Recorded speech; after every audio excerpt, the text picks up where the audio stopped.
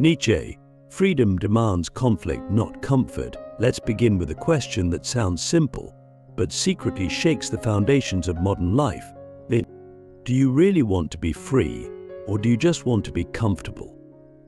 Because that distinction is everything. And if we take Nietzsche seriously, if we really enter his world, his logic, his fire, we're going to have to admit something uncomfortable. Freedom, real freedom, demands conflict. Not peace, not ease, not comfort, conflict, struggle, pain, that's the price. And Nietzsche wasn't just theorizing from an ivory tower, he lived it. He limped through life with chronic illness, alienation, madness, and rejection. But he also wrote like a volcano. He wrote like someone who had ripped comfort out of his soul and replaced it with something far more dangerous: truth. Now, let me hook you in. Imagine a man who says God is dead and we have killed him. Not because he hates God, but because he sees that the old structures, the systems, the moral codes, the dogmas have collapsed. And no one has the courage to face what that actually means. Nietzsche was obsessed with what happens after we lose our illusions, after the lies we've told ourselves no longer work. What's left? Most people, he thought, crumble. They seek comfort. They run to new ideologies, new religions, new distractions. But Nietzsche called for something else, something almost insane. He called for the creation of the Übermensch, the overman, that a human being who doesn't hide from chaos, but builds from it, who doesn't avoid conflict, but uses it to forge his own values, his own meaning, his own soul. Click subscribe to this channel to get more profound insights. And right now, in this world of constant distraction, instant gratification, and algorithmic pleasure, this message has never been more relevant. We're drowning in comfort. We swipe for validation. We binge to avoid pain. We scroll until our minds are numb. But Nietzsche would scream at that. He'd say, "You are wasting your suffering. You are betraying your potential. You are dead while alive." And I feel that. Don't you? That nagging sense that something's missing, not because we lack things, but because we've avoided the very thing that could make us real, the confrontation with our own darkness. Let's go deeper. Nietzsche believed that suffering was not a problem to be solved, it was a necessity to be embraced. He said, "What does not kill me makes me stronger." But that quote has been overused to the point of cliché. Most people forget what he really meant. But he didn't mean suffering is great. He meant that suffering, when faced head-on, becomes the forge of transformation. It burns away the false parts of you. It exposes the parts of you that are weak, shallow, inherited. And it dares you to become something new, something earned, something forged in fire. This is where most people turn away, because comfort tells us we're fine as we are, that growth should be smooth, that life should cater to our preferences. But Nietzsche calls that slave morality. It's the morality of the herd, the collective mindset that seeks safety over strength, approval over authenticity. And here's the dark part. Most of society is built to keep you in that state, to keep you docile, predictable, miserable, but manageable. Because a free human being, a truly free human being, is dangerous. Not violent, not chaotic, but uncontrollable. They think for themselves. They act from inner necessity. They don't need permission, and that terrifies the world. So let me ask you this. What have you done lately that required real courage, not comfort? When was the last time you chose the harder path because it was more honest? When was the last time you stood alone, not to be rebellious, but because your truth demanded it? If those moments are rare, then maybe, just maybe, you're not as free as you think. Maybe you're still living in the illusion of freedom, where you get to choose between brands, between entertainments, between curated identities, but never actually face yourself. Nietzsche wanted to break that illusion. He wanted to push you to the edge of your own identity and say, jump, but not into oblivion, but into creation. Become the artist of your life. And that's the heart of it. The Übermensch is not a dictator. He's not a tyrant. He's not a superhero. He's an artist of values, of self, of existence. He doesn't inherit his beliefs. He creates them. And he doesn't do it because it's easy. He does it because it's necessary.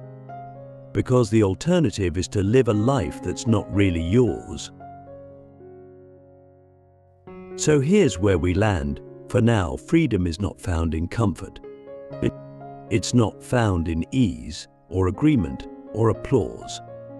It's found in the fire, in the conflict, or in the places where you are forced to confront what you believe, why you believe it, and whether you have the strength to live by it. Nietzsche knew that. He lived that. And he left behind a challenge, not a doctrine, a challenge to become. Now, take a breath. Sit with this. Are you ready to suffer for your freedom or just to consume it? Why comfort breeds slavery and conflict awakens the self. Comfort is a liar. It whispers in your ear that everything is fine, that you need nothing more, that you should avoid the discomfort of reflection, of resistance, of risk. But Nietzsche saw comfort for what it truly is, a kind of intellectual and spiritual sedation. But he believed that when comfort becomes the highest value in a society, freedom begins to rot from the inside. Because what is comfort really when it becomes your compass? It's the avoidance of tension, the avoidance of struggle, the avoidance of becoming. And when you avoid struggle, you avoid change. When you avoid change, you avoid growth. And when you avoid growth, you become easy to control, not by chains, but by convenience. That's why Nietzsche believed that comfort doesn't just make you soft, it makes you a slave. Not a slave in the traditional, physical sense, but a deeper kind. A slave to opinion, a slave to approval. A slave to the systems that promise you safety in exchange for your silence. And the scariest part, you don't even realize it's happening. You think you're free. You think you're choosing your path. But really, you're just walking the path of least resistance because it's been padded, lit, and paved by the forces that want you docile. Nietzsche looked around at his own culture and saw this happening everywhere. He called it decadence, not in the sense of luxury, but of decay. The decay of will, of strength, of the inner fire that makes a human being dangerous to the herd. And this is where conflict comes in, not as something to be avoided, but as something sacred. Conflict is friction. It's the boundary between what you are and what you could be. Without conflict, you remain static. You never test yourself. You never refine your judgments. You never ask the hard questions. And if you never do that, if you never enter into conflict with yourself, with others, with the world, you remain a child in an adult's body. Nietzsche didn't want a world of obedient adults who had never grown up. He wanted a world of creators, warriors, philosophers, people who had earned their independence by wrestling with life. But here's the paradox. Most people say they want freedom, but what they really want is permission. Permission to feel good, permission to avoid pain, permission to stay the same. And when life denies that permission, when a challenge comes, when a hardship strikes, when a belief is shattered, they panic, they blame, they collapse. But the very thing they're resisting is the key to their liberation. Nietzsche would say, lean into the pain. Let the conflict break you. That's how you become real. This isn't just abstract philosophy. It's painfully practical. Think about your own life. Think of the hardest moments you've endured, the setbacks, the betrayals, the failures. Did they not, in the long run, show you who you really were? Did they not strip away the illusions you clung to? Did they not force you to choose, will I break down or break through? This is why Nietzsche saw suffering as necessary. Not because it's noble to suffer, but because it's the only way to burn off the false self. The self that's been shaped by others, and the self that lives for comfort over truth. Ask yourself this: am I living for comfort or for confrontation with reality? Do you really want to know the truth about yourself, or just the version that doesn't hurt? Because Nietzsche is clear, there is no transformation without struggle, no freedom without fire, no becoming without destroying the parts of you that were built to please others. And yet, we live in a time where everything is designed to keep us comfortable. The algorithm shows us what we already agree with. The culture tells us we're perfect just as we are. The systems reward predictability, not bravery. But Nietzsche says, you must become dangerous, not to others but to your own illusions. You must be willing to question everything, including yourself, especially yourself. Because only in conflict do you encounter the real, the raw, unfiltered, terrifying truth of who you are and who you could be. And once you see that, you can never go back. You stop living for ease and start living for excellence. You stop seeking comfort and start seeking confrontation, not out of cruelty, but out of necessity. Because that's where evolution happens. So here's the challenge: will you let comfort seduce you into sleep, or will you let conflict awaken the self you were meant to become? The will to power, how overcoming resistance is the essence of human freedom at the absolute core of Nietzsche's philosophy, is a concept that's been misunderstood, misused, and feared. The will to power. It's not about domination over other people. It's not about political tyranny or brute strength.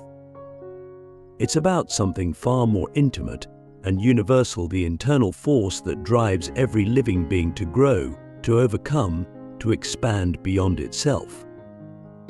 It's the pulse beneath evolution, the energy behind every act of creation, and the root of authentic freedom. The will to power is the inner necessity to rise beyond what you were yesterday. And Nietzsche believed that this force is the essence of life itself. We often misunderstand freedom as the removal of obstacles. We think that if we could just eliminate resistance, if we could erase pain, challenge, failure, then we'd finally be free. But Nietzsche flips that on its head. Real freedom, he says, is not the absence of resistance. It's the power to overcome it. It's not about floating through life untouched, it's about diving into its depths and coming out transformed. The will to power is that drive inside you that doesn't want to rest. It doesn't want to be coddled. It wants to climb. It wants to conquer not other people, but your own limitations. And here's where the modern world betrays us. Because everything around us is designed to keep that will to power asleep. We're told that happiness is the goal, that safety is success, that struggle is failure. But Nietzsche saw clearly, a life without struggle is a life without substance. A person who never resists themselves, who never pushes past their fears, who never chooses the harder path when it calls, is not free. They're domesticated. They've traded their will for comfort. And that trade is the death of the soul. The will to power lives in the moment you say, I don't want to do this, but I must. It's there when you feel the weight of your fear and you still move forward. It's there when you choose to speak the truth, even when it costs you. It's not loud, it's not dramatic. Sometimes it's just a quiet decision to keep going when every part of you wants to turn back. And that, Nietzsche believed, is where freedom is born, not in avoidance, but in ascent. Not in ease, but in effort. Let me ask you something. What's the thing you know you need to do but keep avoiding? That thing that nags at you, that waits for you in the silence, that you tell yourself you'll get to someday. That's where your will to power is weakest. And that's exactly where your freedom is hiding, because the will to power is a muscle. If you don't use it, it atrophies. If you indulge every comfort, flee every challenge, numb every discomfort, you weaken your own potential. But when you embrace resistance, not accidentally, but deliberately, you begin to transform. Nietzsche didn't believe in waiting for meaning to be handed to you. He believed in creating it, not in a shallow, self-help way, but in a profound existential sense. Life doesn't owe you anything. The universe is not here to make you happy, but you are here to become, to rise, to shape the chaos into form, to take your suffering and turn it into strength. That's the will to power. And it's not a theory. It's a call to action. So stop asking, how can I make life easier? And start asking, what resistance do I need to face to become who I was meant to be? That's the shift. That's the moment you stop being a passive consumer of life and start becoming an active creator. And when you live from that place, when you wake up each day not to avoid resistance, but to confront it, you begin to feel something different. Not comfort, not pleasure, but power. Not over others, but over yourself. And that power is the beginning of real freedom. Because freedom isn't found in the absence of struggle. It's found in the presence of strength. And strength only comes through resistance. That's the will to power. That's the essence of being alive. Becoming the Übermensch, the final rebellion against herd morality for Nietzsche, the ultimate expression of human freedom, the endgame of the will to power, is the Übermensch, the overman. Not a superhero in the comic book sense, but a new kind of human being. One who has broken free from the chains of inherited morality, social conditioning, and weak-minded conformity. One who has stared into the abyss of meaninglessness and, instead of collapsing, created meaning from the void. The Übermensch is not a person you meet in the street. It's an ideal, a direction, a goal. And more than anything, it is rebellion not against others, but against the self that was built by the herd. What is the herd? It's the mass, the collective, and the crowd. It's the set of values you were given before you were old enough to question them. It's the unspoken pressure to fit in, to believe what's popular, to fear what everyone else fears, and to desire what everyone else desires. Herd morality, as Nietzsche called it, is the morality of safety. It says, don't stand out, don't challenge the system, don't question tradition. This morality isn't evil, it's weak. It's born from fear, not strength.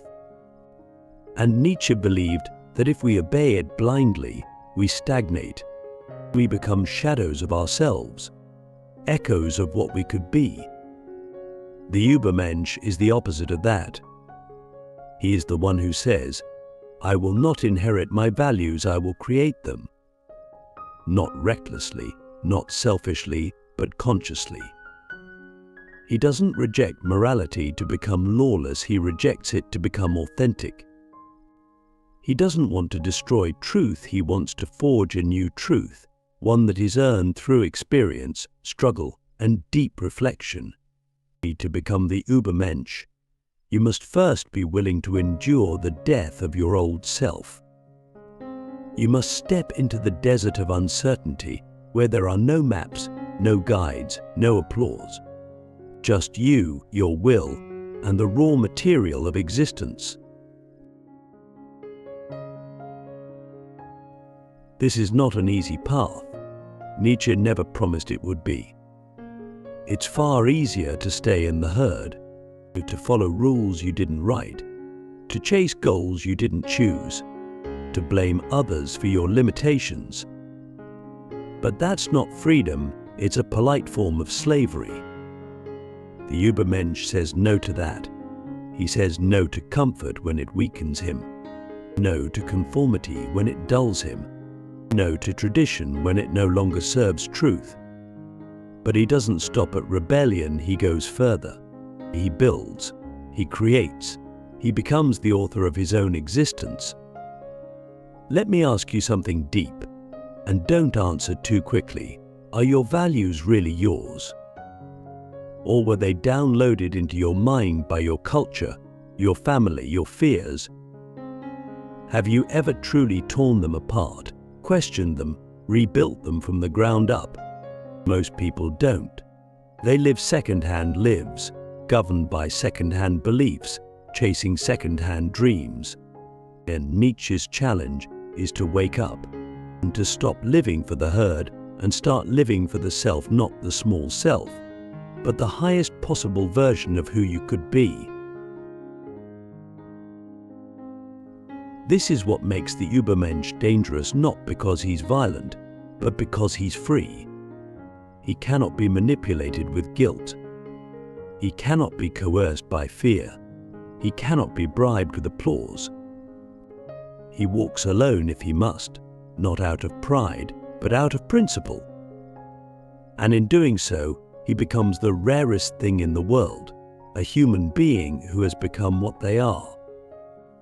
That's the final rebellion, not against society, but against the internalized voice of the herd that lives in your head. The voice that says, be nice, play small, don't offend, don't think too hard. That voice must die for the real you to be born. And when it does, when you finally step into your own authority, your own values, your own power, you won't just feel free. You'll be free, because no one will own you. Not your past, not your culture, not your fear. So here's the final question. Will you remain a product of the world, or will you become the creator of your own? That is Nietzsche's dare. Not to live safely, but to live dangerously. Not to follow, but to become. Not to hide in the herd, but to rise beyond it, and in doing so become something terrifying, beautiful, and fully alive, the Übermensch.